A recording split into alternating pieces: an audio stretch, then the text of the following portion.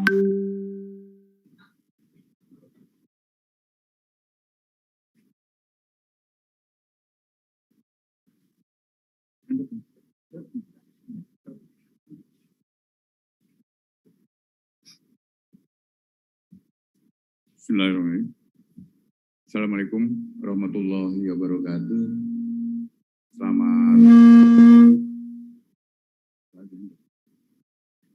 Selamat sore dan salam sejahtera buat kita semua. Rekan-rekan media yang saya hormati, pada kesempatan sore ini, tentunya di dalam bulan Ramadan, saya mengucapkan selamat menjalankan ibadah puasa. Semoga di dalam pelaksanaannya ibadah kita diterima oleh Tuhan Yang Maha Esa. Perlu saya sampaikan bahwa beberapa waktu yang lalu ada arahan Presiden Republik Indonesia terkait beberapa peristiwa yang menyentuh hajat hidup masyarakat. Sepertinya masalah kelangkaan minyak goreng. Kelangkaan ini menjadi perhatian Presiden dan beliau menginstruksikan agar segenap pimpinan kementerian lembaga mengedepankan sense of crisis sehingga setiap peristiwa yang terjadi dan menyangkut hajat hidup masyarakat luas dapat diberikan respon. Kenapa terjadinya hal itu terjadi? Dan khususnya tentang kelangkaan minyak goreng. Kelangkaan minyak goreng ini ironis sekali, karena Indonesia adalah produser CPO terbesar di dunia. Untuk itu, kami telah melakukan penyidikan dan telah ditemukan indikasi kuat bahwa perbuatan tidak pidana korupsi terkait pemberian persetujuan ekspor minyak goreng telah membuat masyarakat luas, khususnya masyarakat kecil, menjadi susah karena harus mengantri dan juga langkanya minyak goreng tersebut. Negara juga harus mengucurkan bantuan langsung tunai minyak goreng yang nilainya tidak kecil. Dalam kondisi kelangkaan minyak goreng yang menyulitkan masyarakat, negara harus hadir. Dan hari ini adalah langkah hadirnya negara untuk mengatasi dan membuat terang apa sebenarnya yang terjadi tentang kelangkaan minyak goreng ini. Rekan media yang saya hormati, kami sampaikan bahwa saat ini tim penyidik Kejaksaan Agung sedang melakukan penyidikan perkara dugaan tindak pidana korupsi dalam pemberian fasilitas ekspor crude palm atau oil atau CPO dan turunannya pada bulan Januari 2021 sampai Maret 2022. Berdasarkan surat perintah Direktur Penyidikan Jaksa Agung Muda Tindak Pidana Khusus nomor PRIN 17/FD2/04/2020 tertanggal 4 April 2022. Pengungkapan perkara tersebut diawali dengan adanya peristiwa kelangkaan dan kenaikan harga minyak goreng di pasaran pada akhir tahun 2021. Atas peristiwa tersebut, pemerintah melalui Kementerian Keuangan dan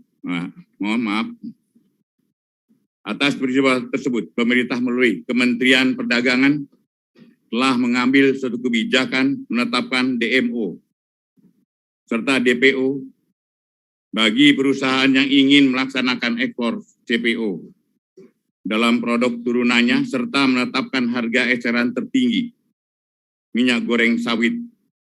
Namun dalam pelaksanaannya perusahaan eksportir tidak memenuhi DPO namun tetap memberikan persetujuan ekspor atas perbuatan tersebut diindikasikan dapat menimbulkan kerugian keuangan negara atau perekonomian negara. Berdasarkan laporan hasil penyidikan, ditemukan alat bukti permulaan yang cukup, yaitu kami telah memeriksa 19 orang saksi, 596 dokumen dan surat terkait lainnya, serta keterangan ahli. Dengan telah ditemukannya alat bukti yang cukup, yaitu minimal 2 alat bukti, sebagaimana dimaksud di dalam pasal 184 ayat 1 Kitab Undang-Undang Hukum Acara Pidana. Maka pada hari ini, Selasa tanggal 19 April 2022, jaksa penyidik telah menetapkan tersangka dengan perbuatan melawan hukum. Yang dilakukan tersangka adalah: 1. Adanya permufakatan antara pemohon dengan pemberi izin dalam proses penerbitan persetujuan ekspor. Kedua, dikeluarkannya persetujuan ekspor kepada eksportir yang seharusnya ditolak. Ditolak izinnya karena tidak memenuhi syarat, yaitu telah mendistribusikan CPO atau RBD palm oil tidak sesuai dengan harga persetujuan dalam negeri atau DPO. Tidak mendistribusikan CPO dan RBD ke dalam negeri sebagaimana kewajiban di dalam DMO, yaitu 20% dari total ekspor. Tersangka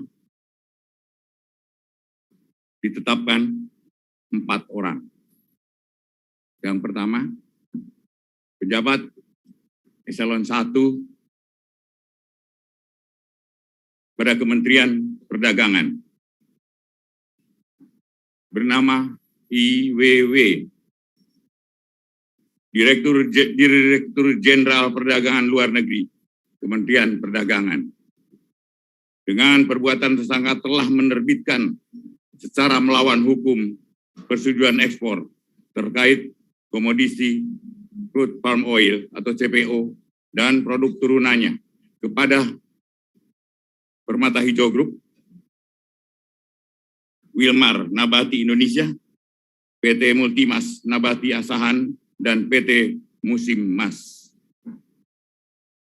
Sementara itu, tersangka lainnya yaitu SMA, Senior Manager Corporate Affairs Permata Hijau. 2, tersangka MPT, Komisaris PT Wilmar Nabati Indonesia. 3, tersangka PT, General Manager Bagian General Affairs PT Musimas. 3 tersangka telah berkomunikasi secara intens dengan tersangka IWW, sehingga Permata Hijau Group, PT Wilmar Nabati, PT Multimas Nabati Asahan, PT Musimas untuk mendapatkan persetujuan ekspor. Padahal perusahaan-perusahaan tersebut bukanlah perusahaan yang berhak untuk mendapatkan persetujuan ekspor. Karena sebagai perusahaan yang telah mendistribusikan CPO atau RDB palm oil tidak sesuai dengan harga penjualan dalam negeri atau DPO. Juga sebagai perusahaan yang telah mendistribusikan CPO, RDB palm oil ke dalam negeri yang bukan berasal dari perkebunan inti. Perbuatan tersebut telah melanggar pasal 54 ayat 1 huruf A dan ayat 2 huruf ABC, ABE maksud saya, dan F Undang-Undang Nomor 7 tahun 2014 tentang perdagangan, Keputusan Menteri Perdagangan Nomor 129 tahun 2022, yaitu Yunto Nomor 170 tahun 2022 tentang penetapan jumlah untuk distribusi kebutuhan dalam negeri dan harga penjualan di dalam negeri. 3. Ketentuan bab 2 huruf A, angka 1 huruf B, Yunto Bab 2 huruf C angka 4 huruf C, Peraturan Direktorat Jenderal Perdagangan Luar Negeri nomor 02 Daglu Per 1 2022 tentang petunjuk teknis pelaksanaan kebijakan dan pengaturan ekspor CPO, RDB, palm oil, dan UCO. Para tersangka dilakukan penahanan, ditempatkan yang berbeda berdasarkan surat perintah penahanan Direktur Penyidikan. Yang pertama adalah IWW dan MPT. Masing-masing ditahan di Rutan Salemba, Cabang Kejaksaan Agung selama 20 hari, terhitung mulai tanggal hari ini, 19 April 2022, sampai dengan tanggal 8 Mei 2020. Tersangka SMA dan tersangka PT, masing-masing ditahan di Salemba, Cabang Kejaksaan Negeri Jakarta Selatan selama 20 hari, mulai hari ini, 19 April 2022, sampai dengan 8 Mei 2022. Demikian proses penanganan perkara dimaksud. Dan sekali lagi, kami tegaskan bahwa negara akan hadir dan selalu hadir untuk mengatasi keadaan yang menyulitkan masyarakat luas. Dan kami akan tidak tegas bagi mereka yang mengambil keuntungan di tengah kesulitan masyarakat. Demikian, teman-teman. Terima kasih atas atensi teman-teman. Wassalamualaikum warahmatullahi wabarakatuh. Salam sejahtera buat kita semua.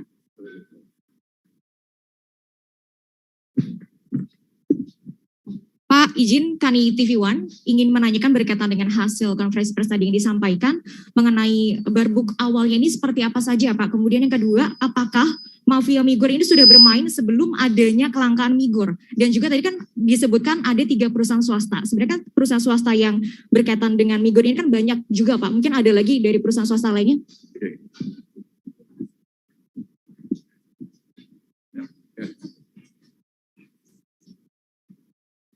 Terima kasih. Jadi perlu dijelaskan bahwa ini terjadi kelangkaan minyak goreng tersebut. Ini kita teliti ya. Teliti dari beberapa kebijakan yang telah dikeluarkan oleh pemerintah. Seperti yang Pak Jaksa Agung sampaikan, apabila ada kebijakan-kebijakan pemerintah yang dianggap strategis dan menyangkut ke masyarakat luas, ini pasti akan kita lihat bagaimana penerapan di lapangan, ya, termasuk kebijakan DMO. Ya. Jadi kita telah melakukan penyelidikan dan kita tingkatkan penyidikan, kita temukan alat bukti, sehingga ada beberapa perusahaan yang kita lihat melakukan ekspor dengan cara melawan hukum, dan kita temukan ada alat bukti bahwa ada kerjasama yang dilakukan oleh salah satu pejabat negara di Kementerian Perdagangan. Ya, saya rasa itu ya. Terus Mbak, kalau tadi bicara tentang kenapa cuma ini aja, kalau semua pun Mbak, kami tidak akan membedakan. Kalau cukup bukti, ada informasi dan ada fakta, kami akan lakukan. Ya. Izin Pak. Izin Pak, saya ingin bertanya, bagaimana apabila yang terlibat dalam penanganan perkara ini sampai ke level menteri? Apakah kejaksaan akan tetap berkomitmen untuk menyelesaikan perkara tersebut? Mbak, bagi kami, siapapun, menteri pun, kalau cukup bukti, ada fakta, kami akan lakukan itu.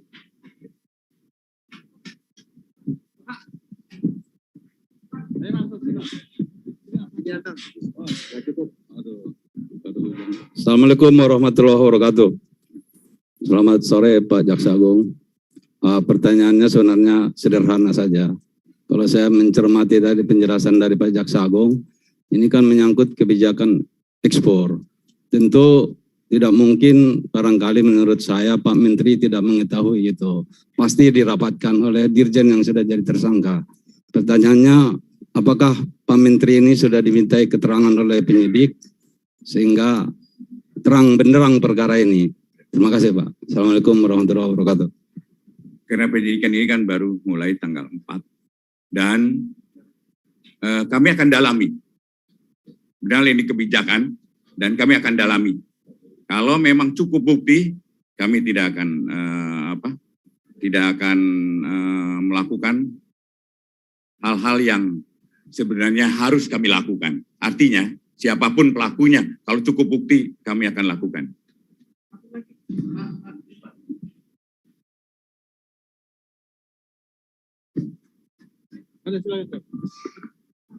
Oke, Pak. Izin Pak, Cindy dari Kompas TV. Kan ini ada dugaan tindak pidana korupsi dan juga gratifikasi, Pak. Apakah sudah ada angka berapa dugaan gratifikasi yang diterima? Kemudian juga adakah kerugian negara yang sudah dihitung, Pak? Terima kasih.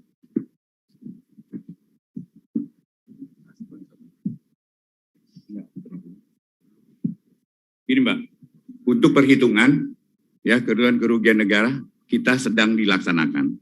Ya, kemudian kalau itu ada gratifikasi pasti akan dalami. Ya.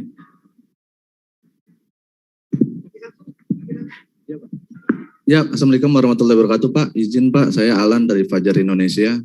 Pertanyaan pertamanya terkait dengan kerugian negara. Kalau kita lihat kan ini dampaknya seluruh Indonesia Pak. Otomatis sangat besar gitu loh Pak untuk kerugian negara. Iya.